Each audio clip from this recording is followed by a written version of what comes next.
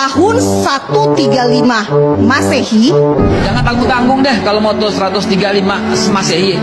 Gimana kalau 1978 sebelum Masehi? Hah? 1978 sebelum Masehi, lahirnya Nabi Ibrahim di Babilonia, yang kemudian Abraham kalau kata orang Kristen, ya Avram kalau kata orang Ibrani, Ibrahim kalau kata orang kita, adalah orang yang sama. Kemudian dia pindah dari Irak, tanah orang Arab, kemudian pindah kemana? Ke Hebron. Lalu kemudian dia bertemu dengan Sarah, dan kemudian bertemu dengan Hajar. Dari Hajar kemudian akhirlah Ismail, dari Sarah kemudian lahirlah Ishak. Apa agama Nabi Ishak? Apa agama Nabi Ismail? Apa agama Nabi Ibrahim? Apa yang ditinggalkan? Kelihatan yang ditinggalkan oleh Ibrahim adalah Masjidil Aqsa untuk Nabi Ishak, dan Masjidil Haram untuk Nabi Ismail. Sampai di sini sudah jelas.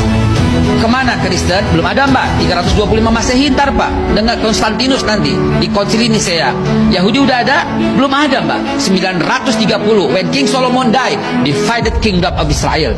Baru pecah dua kerajaan Israel ketika Nabi Sulaiman wafat. Kalau mau cerita jangan tanggung-tanggung. Sejak awal manusia aja saya bisa ceritain sekarang. Jangan tanggung-tanggung. Berarti kita nggak situ babe Kemudian setelah Nabi Allah Ishak memiliki anaknya dikasih nama Israel alias Yakub. Israel, Isra, jalanan Il Tuhan. Ishakil namanya Ishak menggembirakan. Il Tuhan menggembirakan aku.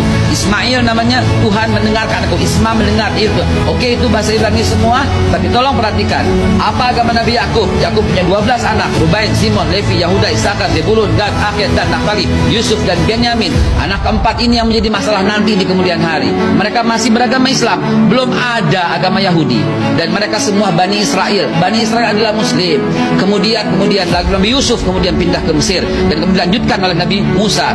Mungkin disebut oleh Moses, dilanjutkan Nabi Joshua atau Nabi Yusha bin Nun. Kemudian Yusha bin Nun berhasil masuk kembali. Itu Israel masih benar. Israel masih bangsa yang terpuji. Wah, ini fadlukum alal alamin. Israel itu ditinggikan oleh Tuhan, oleh Allah. Itu masih benar. Tapi ketika when King Solomon died, dari Yusha bin Nun kemudian Nabi Yakub. Kekeliruannya berada di mana? Kekeliruan, ini bukan kekeliruan. Penyelewengan dia dari mana? Dari awal muasal ketika dia membangkang dengan Nabi Musa memaafkannya. Kemudian sampai Nabi Yusha bin Nun berhasil membawa kembali ke tanah Palestina, ke tanah yang disucikan, tanah yang dijanjikan. Kemudian ketika Nabi Sulaiman wafat, baru divided kingdom of Israel. Baru pecah dua. Satu Yudea, kemudian satu Islam, yang Israel. Israel masih Islam. Kenapa masih Islam? Karena sampai Nabi Isa alaihissalam masih memegang agama Islam. Sedangkan Yudea membunuh para nabi. Yahudi membunuh para nabi. Nabi Sam'un, Nabi Samuel, Nabi Zakaria, Nabi Yahya, semua dibunuh.